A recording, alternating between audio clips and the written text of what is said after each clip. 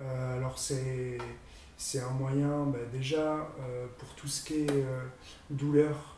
En fait, on est en immersion dans le jeu, donc on n'a plus forcément les douleurs du quotidien.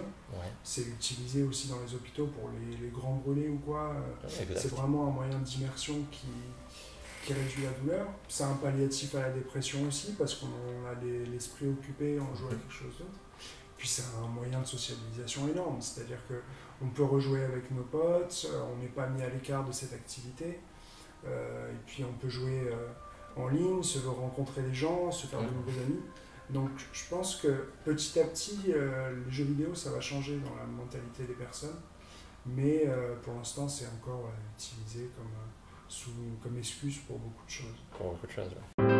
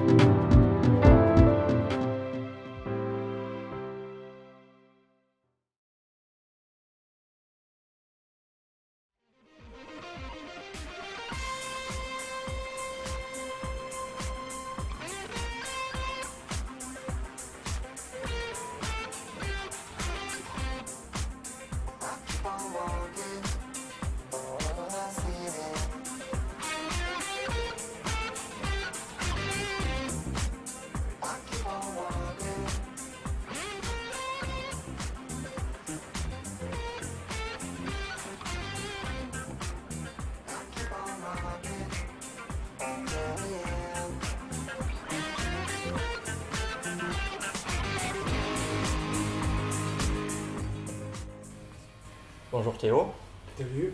merci de nous accueillir chez toi. Alors, peux-tu nous expliquer quel est ton handicap? Alors en fait, je suis tétraplégique depuis 7 ans maintenant.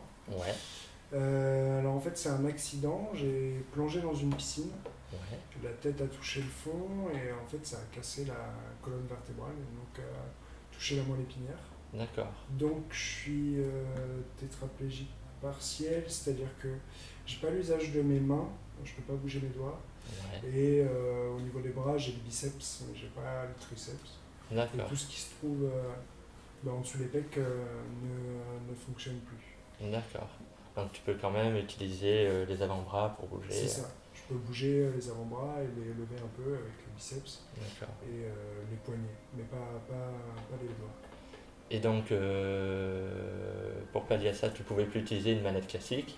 Non, je pouvais plus jouer du tout, quoi. Et donc, tu as une manette adaptée qui a été fabriquée. Ouais, Ouais, qui a été fabriqué vraiment sur mesure par rapport à mon handicap, ouais, grâce à Andy Gamer. ouais, Donc en fait, Andy Gamer, c'est mon beau-père qui s'en occupe. d'accord. Et donc au début, ça a été créé par une demande, parce qu'en fait, je j'arrivais plus à jouer, j'avais envie de retrouver ce plaisir. Ouais, Et du coup, je l'ai un peu harcelé pour qu'il me fasse une. Et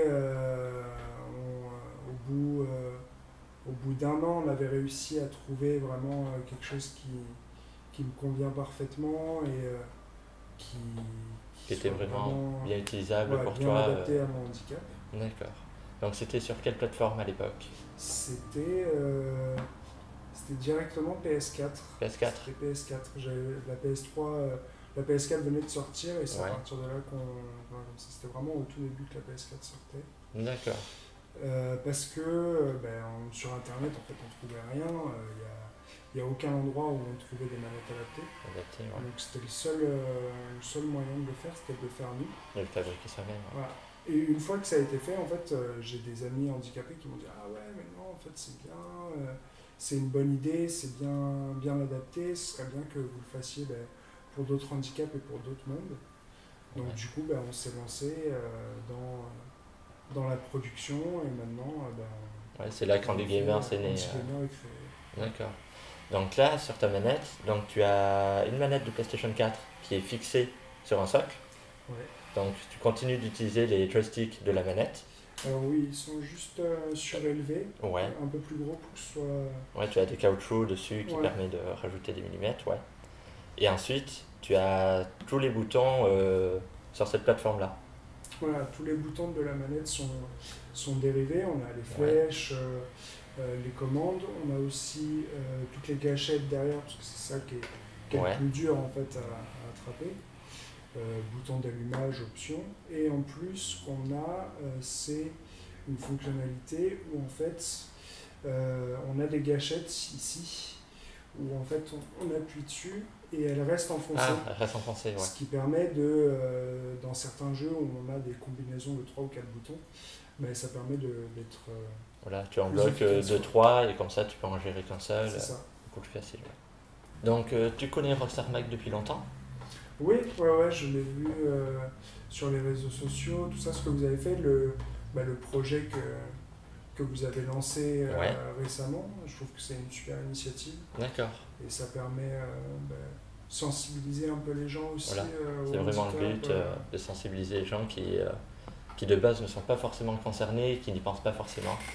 Et donc les jeux Rockstar Games en général, tu joues depuis que tu es jeune. Ah ben, San Andreas, Donc celui-là, voilà, là, donc on est en pleine partie de GTA San Andreas. je le réessaye, mais oui, ça a été vraiment mon adolescence. J'ai passé je sais pas combien d'heures dessus. Je pense que toutes les personnes qui sont nées dans les années 90, c'est un peu pareil. Ouais, Mais oui, après sinon, GTA, j'ai beaucoup joué. Red Dead Redemption, Red Dead d'ailleurs, Redemption, ouais. j'attends le prochain Donc, avec impatience. donc là tu peux les bomber Ah oui. pour éviter qu'ils t'embêtent. Petite astuce en cours. Et donc, ouais, donc GTA 4, GTA 5. Ouais, Ouais, tu. 5, Vice City, San Andreas. Ouais, Red Dead Redemption ensuite. Ouais, Et donc tu attends Red Dead Redemption 2 avec impatience. ouais. Comme nous tous. Comme nous tous. Et après Red Dead Redemption 2, donc, qui sort en fin d'année le 26 octobre, quel serait le prochain jeu Rockstar que tu attendrais le plus? Quelle licence?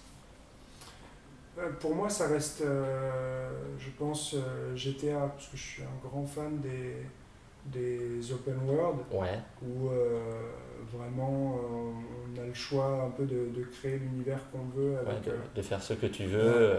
dans le monde qui t'est proposé, ouais. Donc ça, c'est vraiment quelque chose que j'apprécie. Donc tu as pu voir depuis le début de l'année, même avant, à chaque fois qu'il y a une fusillade concernant un jeune adulte aux États-Unis, on remet en cause les jeux vidéo, comme quoi les jeux vidéo sont les maux de la société américaine. Que penses-tu de cela? Mais je pense que pour être joueur aussi, c'est totalement faux. Enfin, c'est pas ça qui va engendrer de la violence. Il y a beaucoup d'études qui ont été menées qui montrent que les jeux vidéo ne rendent pas violents et même ont un effet inverse, c'est-à-dire que augmente l'intelligence des personnes Voilà, la réactivité, et la etc. réactivité sur tout ce qui est jeu de stratégie ou tout ça. Je pense que c'est un peu une excuse qu'ont les médias encore, où ils font un amalgame en disant ah bah voilà c'est violent, c'est parce que on a retrouvé un jeu de guerre, on a retrouvé Call of Duty dans son appartement, c'est ça qui l'a rendu violent. Voilà. Alors que la vente d'armes aux États-Unis Oui. est hyper accessible et montrée à tout le monde, il faut que vous soyez armé chez vous et tout. Et je pense que c'est plus ça le problème que les jeux vidéo. Ouais, un moyen de détourner. Oui, et puis On accuse je les jeux. trouve que ce qu'on voit à la télé est parfois beaucoup plus violent qu'un jeu PS4, quoi. Donc je pense que c'est le moyen de trouver un souffre-douleur, Voilà, mais Et- ça, c'est pas le cas, quoi. Et toi, le jeu vidéo, il te permet vraiment de t'évader. Ouais, alors c'est un moyen déjà pour tout ce qui est douleur. En fait, on est en immersion dans le jeu, donc on n'a plus forcément les douleurs du quotidien. Ouais, C'est utilisé aussi dans les hôpitaux pour les grands brûlés ou quoi.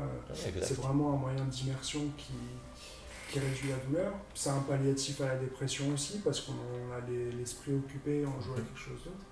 puis c'est un moyen de socialisation énorme, c'est-à-dire qu'on peut rejouer avec nos potes, on n'est pas mis à l'écart de cette activité, et puis on peut jouer en ligne, se rencontrer des gens, se faire de nouveaux amis. Donc je pense que petit à petit, les jeux vidéo, ça va changer dans la mentalité des personnes, mais pour l'instant, c'est encore utilisé comme excuse pour beaucoup de choses. Pour beaucoup de choses, ouais. Et donc, toi, tu as un projet autour du jeu vidéo? Ouais, alors en fait, je suis en train de créer une société qui s'appelle Rebird. En fait, notre objectif, c'est de créer une équipe de e-sport qui va faire des vraies compétitions et voyager un peu partout dans le monde pour pouvoir défier les gens. Et en fait, cette équipe serait constituée de personnes ayant un handicap. Un handicap, ok. Donc nous, on a un groupe d'investisseurs qui veut bien nous financer, donc on est prêt à démarrer. Par contre, on aimerait bien avoir un peu plus de personnes handicapées jouant aux jeux vidéo qui nous envoient leur candidature. Parce que nous, on en a déjà plusieurs, mais on aimerait avoir le plus de monde possible pour déterminer vraiment les meilleurs profils. Donc on va vous mettre toutes les informations en dessous de la vidéo, quelque part par là, ainsi que dans la description. Comme ça, si vous êtes intéressé, vous pourrez envoyer votre candidature. Et donc ton équipe d'e-sport que tu souhaites, ça serait sur quel jeu en particulier? Alors, on a fixé plusieurs jeux. On voudrait 2 personnes sur FIFA. On a une personne sur jeu mobile Hearthstone, Clash Royale. Et 2 personnes sur du versus fighting. Du coup, des jeux de versus fighting comme Tekken, Soul Calibur par exemple. Et il se trouve que nous avons rencontré à Lille Ryan, qui est fan de jeux de combat, notamment de Tekken et aussi de Soul Calibur. Donc Ryan, tu nous verras, n'hésite pas, si tu es intéressé, à envoyer ta candidature. Je peux t'affirmer qu'il est très bon au jeu de combat, j'ai duré à peu près 20 secondes. Donc voilà, nous ne sommes pas venus les mains vides.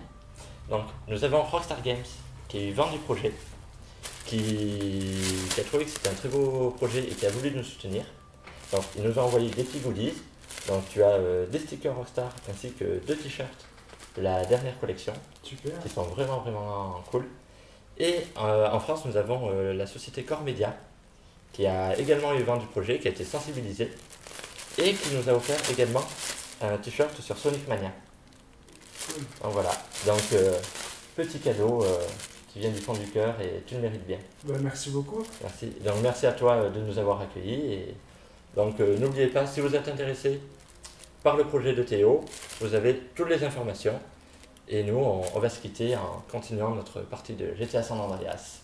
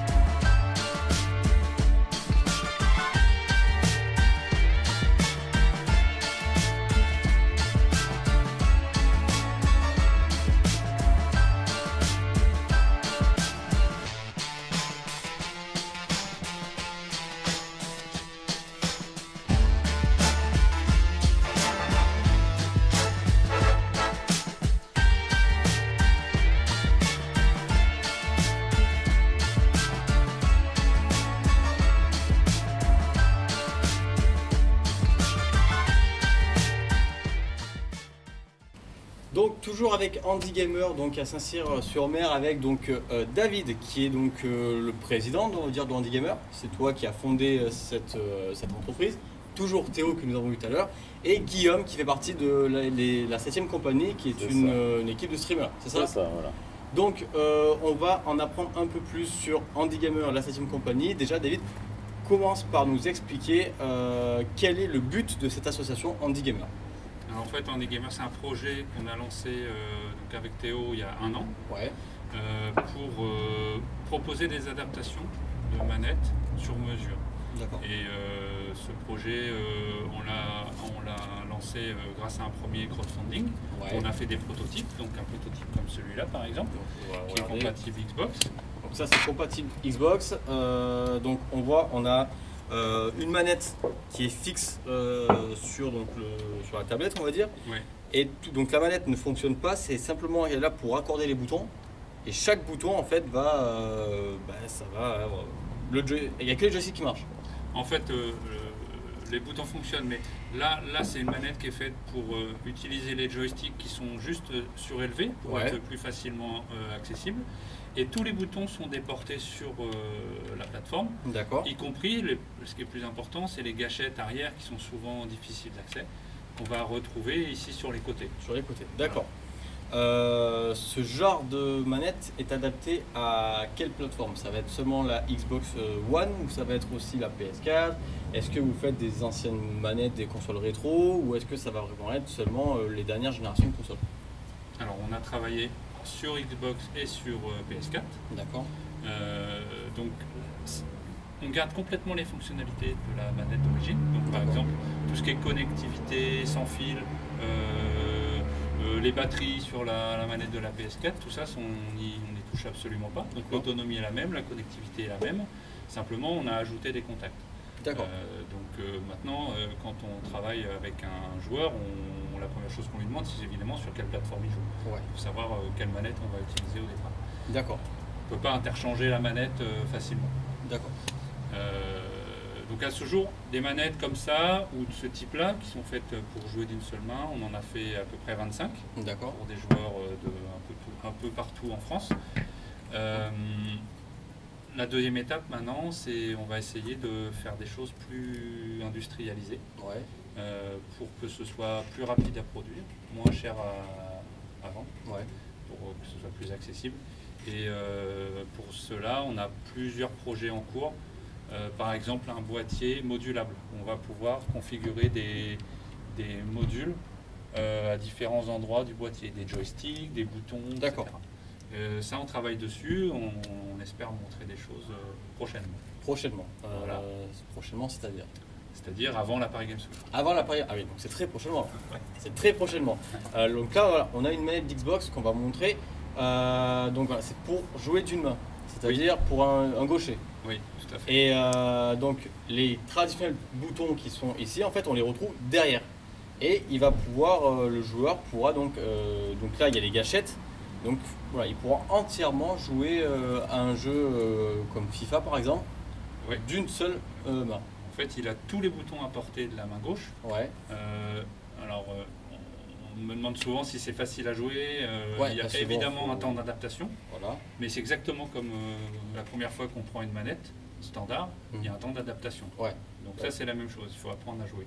Maintenant, quelqu'un qui, suite à handicap, n'utilise que sa main gauche, il va avoir une dextérité, une rapidité d'action Oui. avec sa main gauche, peut-être plus importante que nous, et donc du coup, il va s'adapter assez facilement. Mais il faut un petit peu d'entraînement, c'est sûr. Oui, c'est sûr qu'il faudra quelque chose. Nous, on a pu tester avec l'équipe, vous l'avez vu tout à l'heure, des manettes un peu de ce style sur un Need for Speed. C'est complètement différent.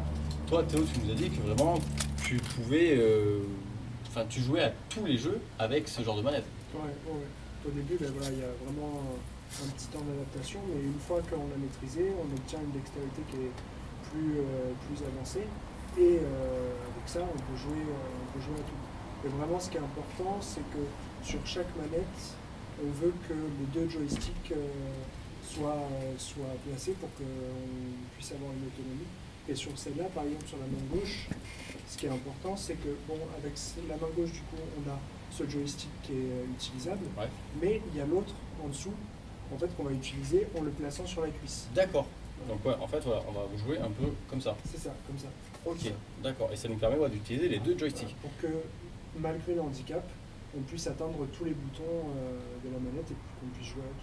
Alors, c'est quand même vraiment impressionnant de se dire. Et ça, donc, ça a été fait par Andy Gamer. Oui, bien sûr. Donc, ouais, c'est quand même. On vous montrera de toute façon des photos ou on fera des gros plans pour vous montrer un peu l'adaptation de la manette qui était quand même assez impressionnant. Toi, du coup, avec ce genre de manette, bon, tous les jeux, tu n'as aucun jeu où tu es embêté, où tu peux ne pas y arriver. C'est-à-dire que jeu de course, jeu de voiture, jeu de sport, jeu en monde ouvert, tu nous as dit que tu appréciais beaucoup le jeu en monde ouvert. Avec ces manettes, tu arrives à jouer à n'importe quel jeu. Ouais, au début, quand j'avais une manette normale, je me posais la question, est-ce que ce jeu-là, je vais pouvoir y jouer? Puis finalement, on dépense 50 € et puis on se retrouve, non, ce jeu n'est pas adapté. Mais grâce à ça, vraiment, on ne se pose plus la question. Je peux jouer à 100% D'accord. des jeux. Ben alors, tu vois à quel point c'est bien optimisé. On a aussi cette manette. Donc, explique-nous, David, à quoi ça consiste là, vu comme ça, c'est un boîtier avec plusieurs boutons. À quoi ça correspond? Alors, du coup, on va parler de la nouvelle manette Xbox Adaptative D'accord. Controller qui va sortir, je crois qu'il va être livré à partir du 30 septembre. Ouais. En fait, j'ai réfléchi à comment utiliser cette manette en réfléchissant un petit peu à ce qu'on avait fait jusqu'à maintenant. D'accord. Et cette manette, elle va proposer en fait des prises jack D'accord. pour tous les boutons. Ok. Donc chaque bouton aura sa prise jack et on pourra Voilà. brancher ce qu'on veut dessus. Donc aujourd'hui, on commence à trouver des contacteurs, donc des gros boutons, des petits boutons, qu'on va replacer sur la table. Et en fait, je me suis dit, peut-être que ce qui me manque, ce serait des modules multi-boutons. D'accord. Donc c'est assez simple à concevoir. Donc en fait, vous avez 6 boutons, 6 prises jack. Ouais. Et donc la manette, elle propose déjà les touches A et B. Oui. Donc l'idée, par exemple, en fonction des jeux, on peut changer, c'est que par exemple, on va dire les 2 boutons là, on va les brancher sur XY. D'accord. Et les 4 là, on va les brancher sur les 4 gâchettes arrière. D'accord. Et donc vous avez 8 boutons déjà accessibles. Ok. Après, on a d'autres idées qui n'ont pas été encore testées, qui consisteraient à ajouter là-dessus des petits joysticks.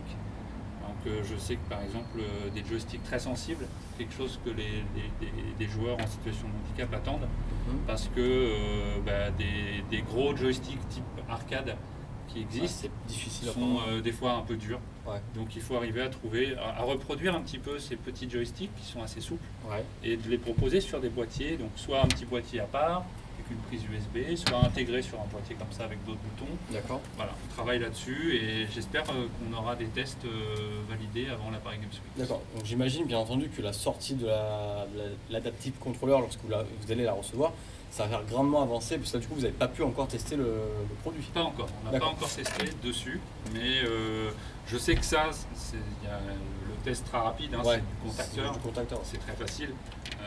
Après, sur les parties joystick, j'attends de voir comment ça va se comporter, bien sûr. Ouais. Ok. Ensuite, donc Guillaume, explique-nous, tu es membre de la 7ème compagnie, donc qui est une équipe de streamers. Comment s'est passée la rencontre avec Andy Gamers? Pourquoi vous avez décidé de vous les allier? Qu'est-ce que vous faites du côté de la 7ème compagnie? Alors de base, donc on utilise la plateforme Twitch sur internet, donc on est censé streamer ce qu'on fait, des jeux vidéo, c'est aussi un moyen d'information, entre autres. À un moment, donc Olivier a rencontré David au Palais des Jeux à Toulon, donc David lui a expliqué le manque d'accessibilité pour les personnes en temps de handicap, car les manettes coûtaient quand même assez cher. Ouais. Donc on s'est rencontrés la première fois à Marseille. On a parlé beaucoup de ça m'a touché énormément, même si pour ma part, je le dis, dans ma famille, j'ai aucune personne atteinte de handicap. D'accord. Donc j'en ai parlé aussi ensuite à l'équipe, qui ont trouvé que ça manquait d'informations, personne n'en parlait. Donc par le biais de la Web TV, on a commencé par un 24 heures PUBG où tous les fonds ont été récoltés pour Andy Gamer, pour aussi propulser aussi la fabrication de manettes. On a aidé un enfant qui s'appelait Donovan, qui donc grâce à ça a pu avoir sa manette. On a récolté en 24 heures une somme à peu près de 1500 € si je dis pas de bêtises.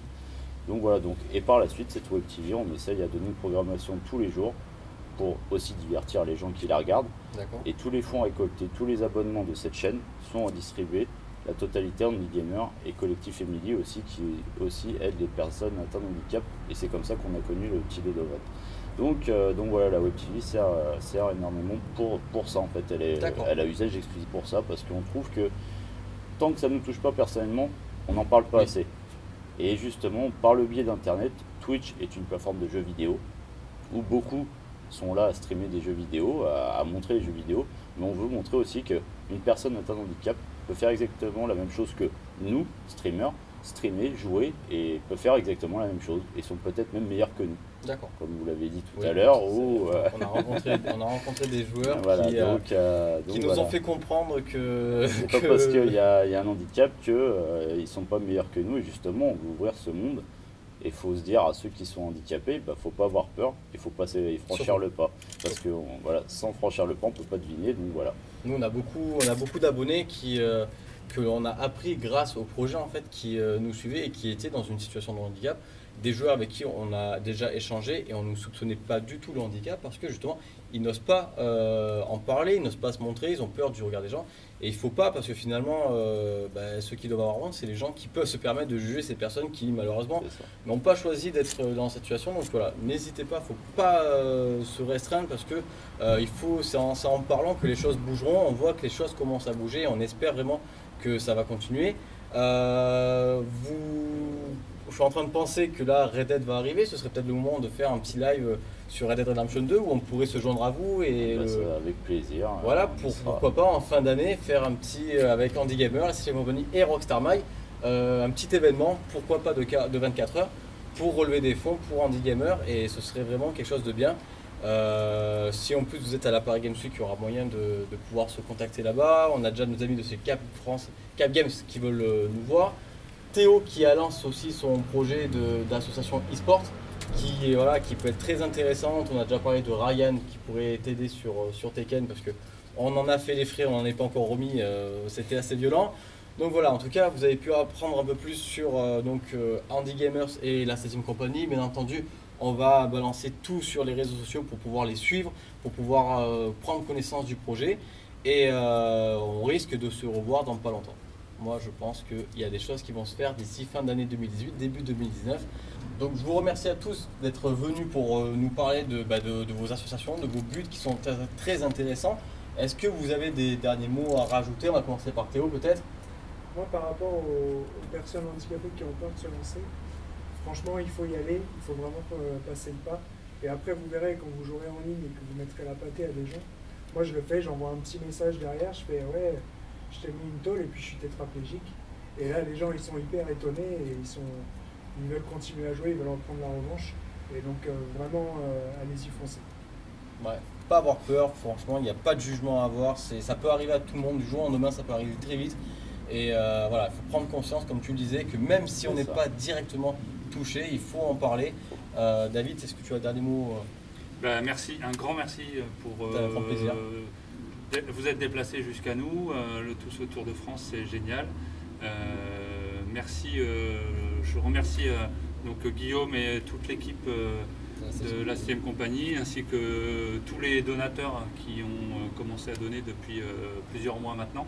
Donc effectivement, on a déjà fait des manettes pour des actions caritatives. Et en fait, on a encore plein d'idées. On a l'idée peut-être de faire un tournoi, une rencontre entre tous les joueurs handi avec qui on contacte régulièrement, de les faire se rencontrer sur un vrai tournoi à Toulon.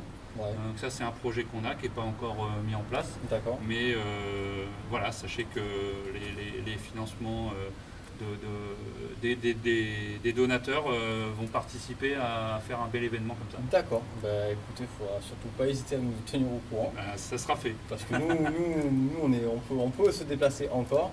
Guillaume, tu as moi, comme je dis, oui, merci à vous de donner aussi une image, de pousser à ce que les gens s'intéressent à ce monde d'handicap pour les jeux vidéo. Parce que comme on l'a déjà dit, c'est pas assez diffusé. Donc j'espère que grâce à tout ça, il y aura un peu plus, que ça touchera un peu plus de monde. Et ben on l'espère aussi, c'est vraiment le but et on remercie encore une fois vraiment toutes les personnes, nos abonnés qui partagent à fond, qui sont derrière nous, les personnes qui font partie du monde du jeu vidéo et qui relayent aussi les informations. C'est voilà, grâce un peu à l'engouement de tout le monde, à la participation de tout le monde que les choses vont changer et on espère que dès l'année prochaine, dès la fin d'année, dès la Paris Games Week, les choses changeront. Donc voilà, et on va tout faire pour. Merci à tous.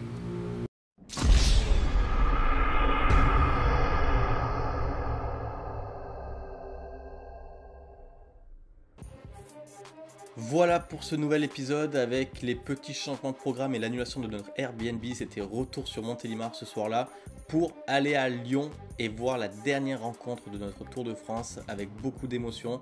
On remercie tout le monde pour votre soutien, vos messages d'encouragement. N'oublie pas le petit like, le petit commentaire, l'abonnement si ce n'est pas déjà fait. Et à demain pour l'ultime épreuve, l'ultime étape du Tour de France. Tous Gamers Rockstar Mike. Salut à tous.